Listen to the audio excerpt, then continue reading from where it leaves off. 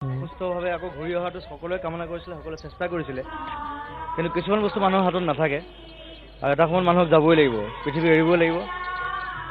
চ' মই ভাবোঁ তেখেতে একদম উচিত সময়ত তেখেতৰ দেহ ত্যাগ কৰিছে আৰু য'ত আছে তেখেতে শান্তিৰে তাতে থাকক আৰু তেখেতে যিখিনি বস্তু দি গৈছে সেইখিনি বস্তু আমি আগুৱাই আমি লৈ যাব লাগিব। আমাৰ নতুন প্ৰজন্মই সেইখিনিহে আমাৰ আদৰ্শ হ'ব লাগে আচলতে। তেখেতৰ এতিয়া যিখিনি কৰ্মৰাজি আছে, যিখিনি কাম কৰি থৈ গৈছে, সেইখিনি প্ৰথম কথা হ'ল সেইখিনি ভালকৈ সংৰক্ষণ কৰিব লাগিব আৰু তেখেতৰ গান শুনিলেহে গম পায় আচলতে, ভালকৈ যেতিয়া চিৰিয়াছলি শুনে মানুহে তাৰ ভিতৰত কি অৰ্থ থাকে সেইখিনি আমাৰ নতুন প্ৰজন্মৰ ল'ৰা ছোৱালী খুব বেছি বুজি নাপায়, পুৰণাখিনি বুজি পায়, কাৰণ নতুন প্ৰজন্মই ইমান ভালকৈ ৰিচাৰ্চ কৰা নাই গোটেই বস্তুটোৰ ওপৰত।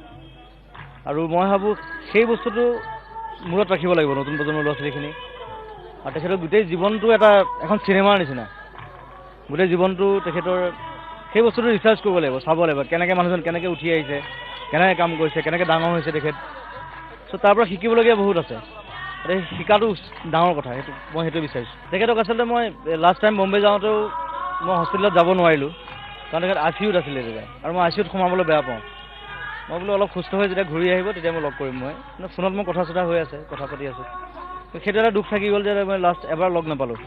আৰু তেখেতক মই লাষ্ট লগ পাইছোঁ যোৱা বছৰ ডিব্ৰুগড় এয়াৰপৰ্টত।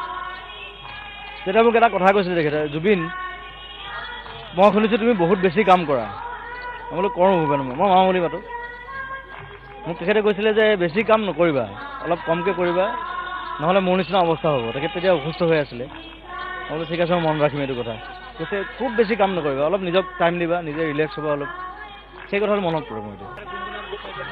নাই মই গান নাগাওঁ, কাৰণ নাম চলি আছে।